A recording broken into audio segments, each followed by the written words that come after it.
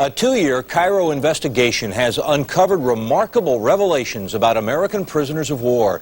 Not Vietnam POWs, but American prisoners from the Korean War, a war that ended more than 35 years ago. Cairo investigative reporter Mark Sauter has found evidence that large numbers of American POWs were left behind in communist prison camps, with the full knowledge of the American government. Mark? Gary, to fully understand this story, you need to remember the so-called Forgotten War. It started in the summer of 1950 when communist North Korea invaded the South. An American-led United Nations force intervened to save South Korea. Then the Chinese, backed by major Soviet support, came in on the North Korean side. After immense bloodshed and suffering, both sides were ready to talk peace by 1951. But disputes over POW issues stalled the talks and prolonged the war, setting the stage for the tragedy of America's secret prisoners from the Forgotten War.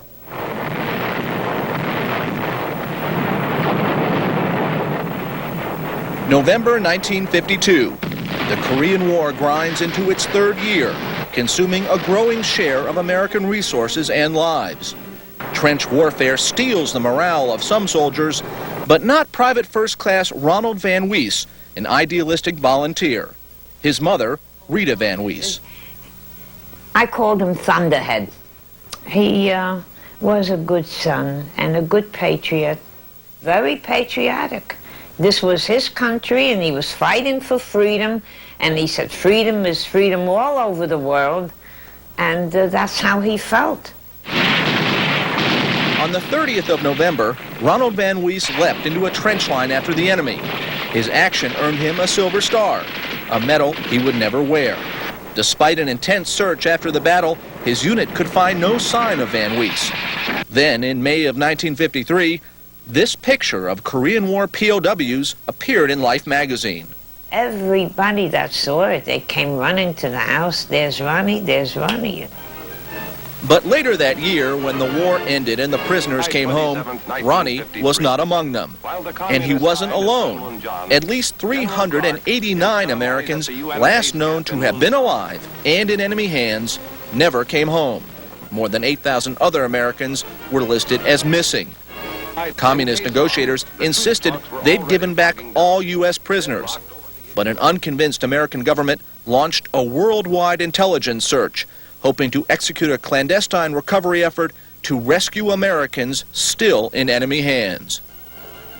Intelligence analysts soon began to piece together a sinister pattern, a pattern that has been kept secret to this day: the systematic shipment of American POWs from Korea through China and into the Soviet Union. The first leg of the operation was revealed by a French intelligence report claiming that by December 1950, thousands of Americans had been moved to the North Korean-Chinese border. Then, the next year, American CIA reports revealed the existence of several secret POW camps in China: Canton, Mukden, Shanghai, camps with hundreds, perhaps thousands of Americans. Prisoners, a CIA source said, would not be exchanged. Indeed, almost all the Americans who did come home returned from North Korea, almost none from China. In 1954, intelligence officials found out what had happened to the American prisoners in China when Lieutenant Colonel Delk Simpson, then the Air Force attaché in Hong Kong, met a refugee from Manchuria. He reported that he had seen 2 shipments of prisoners from the Korean War.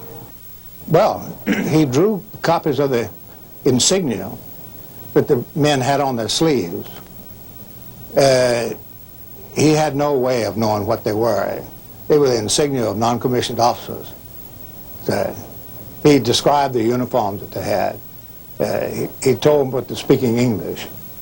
A report sent by Simpson's office indicated that trainloads of American POWs were being shipped into the Soviet Union from the Chinese border town of Manchuli.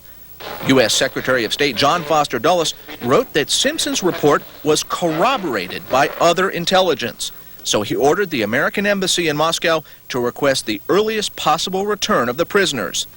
The Soviets responded by denying they had any American POWs, calling the allegations far-fetched. But American suspicions were confirmed later that year when China revealed it had failed to return at least 15 Americans shot down during the Korean War. Those POWs were finally released in 1955, but one of them, Stephen Kiba, claims that other prisoners were left behind. I saw some of them. I was within 6 or 8 feet of them, but the Chinese kept a very close guard on us, and I was unable to talk to them. But someone did talk to American POWs in the Soviet Gulag. By 1956, the State Department had enough information to identify specific camps where Americans were being held. Escaping Soviet prisoners brought out stories of American POWs working in Siberia. Some reports gave names. Other names and reports are apparently still classified. In the late 1950s, one Russian went straight to Rita Van Wees with information about her son, reportedly working as a tractor driver in Siberia. And he described his ear, you know, that he had a little bit of a ear that stuck out this way, you know. He described everything. Live sightings continued, including some in China. Wu Shuzhen claims to have seen 70 to 80 Americans during a 1961 visit to a Qingdao, China tool factory. And our second time has been there around the 1967. Yeah, I've been there. Also saw the American people in the factory.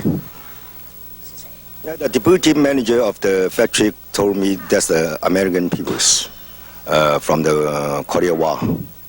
Another live sighting occurred in North Korea just 10 years ago. Serban Oprika, a Romanian engineer, claims to have seen Americans while on a 1979 bus trip. When the bus was close, I saw a person with European face, blue eyes, gray hair. I knew it's American prisoners of war, and they were for North Korea. The other Romanian, yes, who had been in who had been in Korea, told you these are American prisoners of war. Yes. And there are reports of even more recent sightings.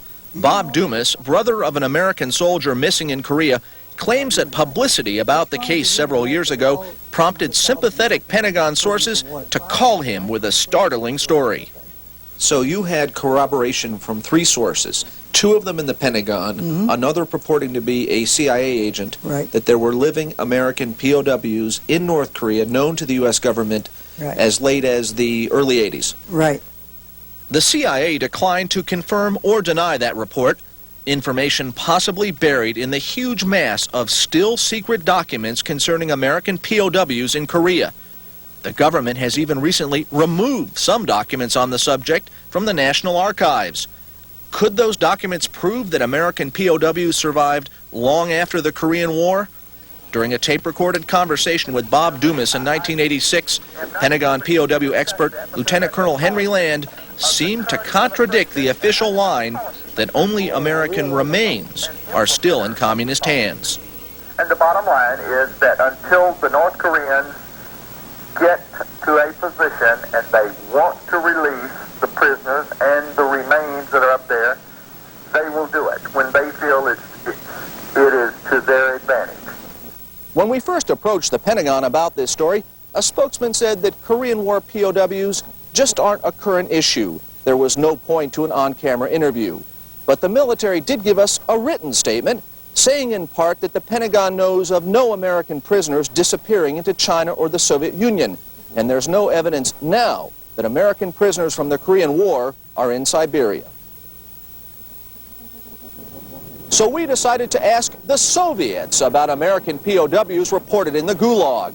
The Russian embassy here in Washington, D.C. asked us for specifics, names, dates, locations, camps.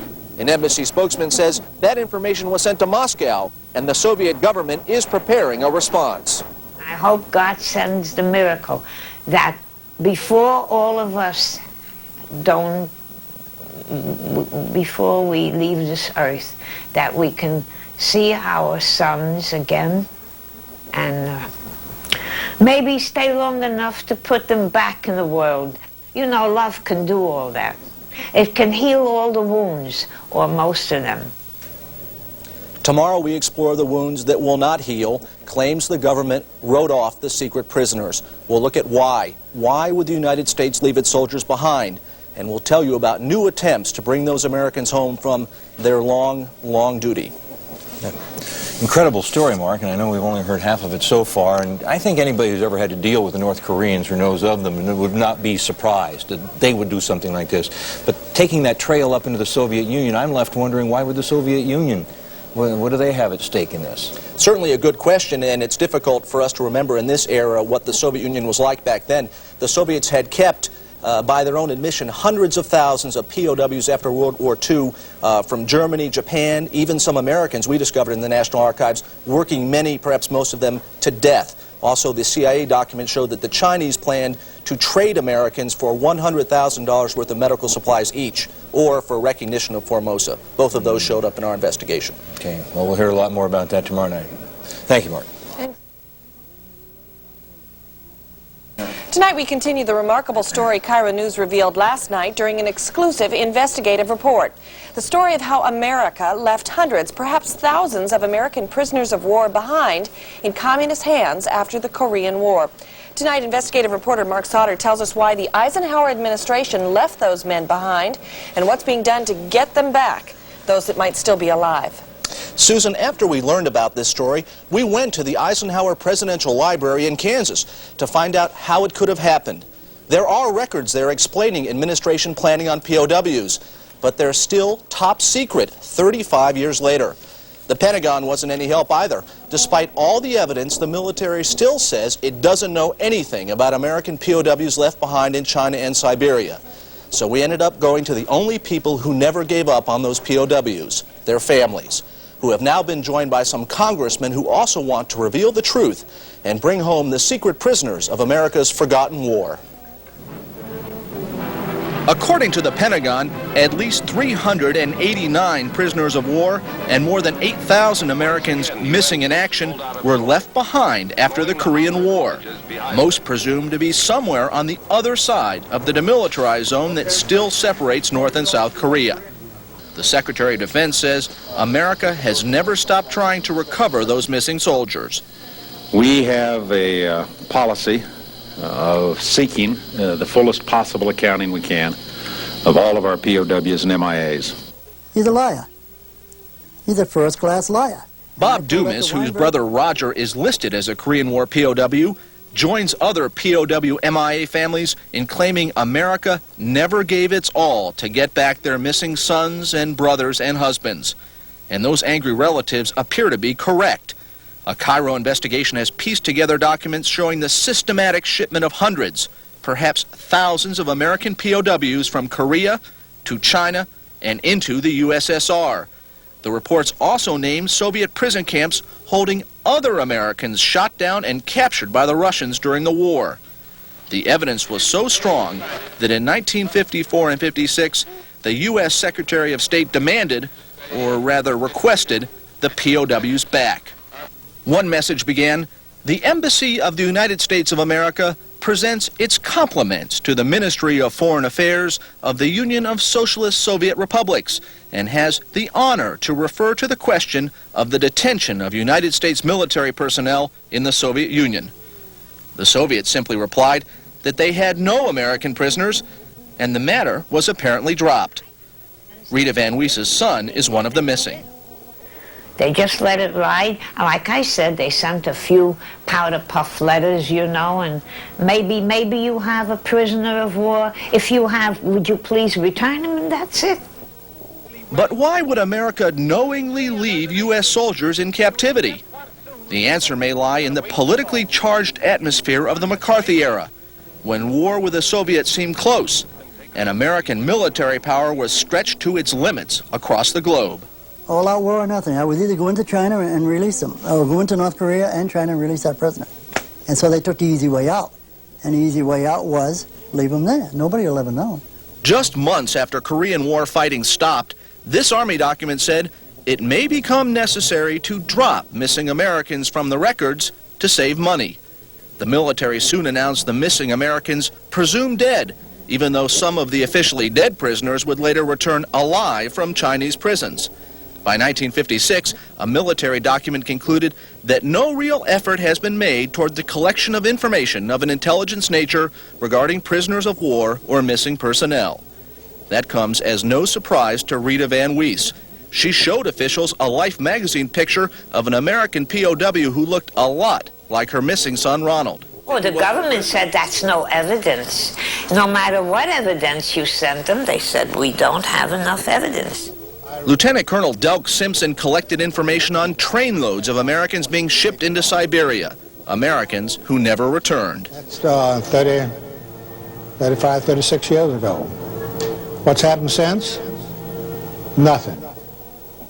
Steve Kiba, released from a Chinese prison in 1955, told the Pentagon that a fellow crew member and other prisoners had been left behind. When I came home and I reported this to the Air Force Intelligence and to the CIA and to the State Department, they all told me to forget about it, that I didn't see them and that I should never talk about it.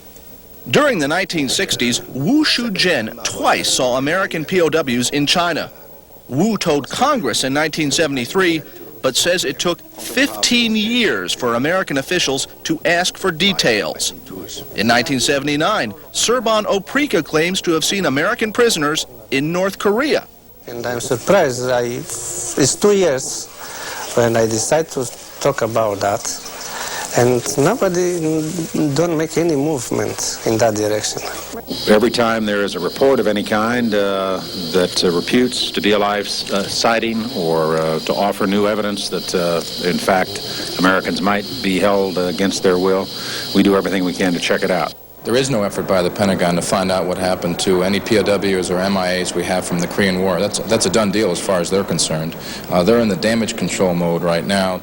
Proposed legislation would declassify still secret Korean War POW documents, proving whether America did enough for its missing soldiers. We focus a lot on a conflict, an armed conflict when it happens, and then after the armed conflict ends, we forget the men and women who served in that conflict. And these MIAs and POWs are people that have served their country. And we owe it to them and their families to make as much information public as possible. More than 30 years ago, Congress passed a little-known resolution making the recovery of American POWs from Korea the foremost objective of U.S. foreign policy. Representative Bob Smith says it's time to make that resolution a reality. Smith wants President Bush to raise the POW issue during the upcoming summit. It should have been brought up in every summit that was ever held between any American president and any Soviet president. Believe me, it should have been brought up every time. As a matter of fact, it should have been at the top of the list, not at the bottom of the list. We are abandoning these men and women. That is absolutely preposterous that this country would do this. President Bush has declared the POW MIA issue one of his most important priorities. So we called the White House, hoping to speak with the president's special POW MIA advisor. Unfortunately, neither the White House switchboard nor the White House press office had that advisor's phone number or any idea on how to get in touch with him. It certainly is a very distressing situation. I don't think the State Department wants to be bothered either.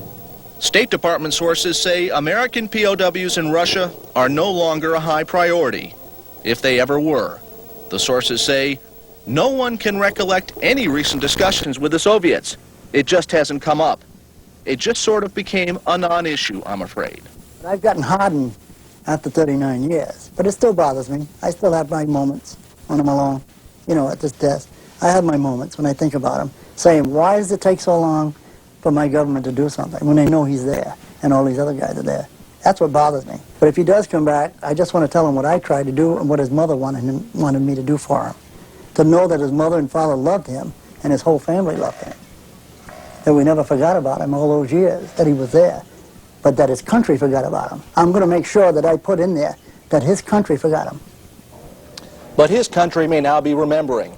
Along with the proposed declassification law we told you about, the Senate Foreign Relations Committee is looking into the Korean War POW situation. And one other note, despite the anger of the POW MIA families, they all told us they still love America. Bob Dumas, even though he calls the Secretary of Defense a liar, says he'd go to war again if his country called. Somewhere deep inside, the relatives still don't believe that America would just abandon its POWs. They're convinced that if the American people find out the truth, the U.S. government will be forced to bring their loved ones home, dead or alive. And we'll be watching to see if they're right.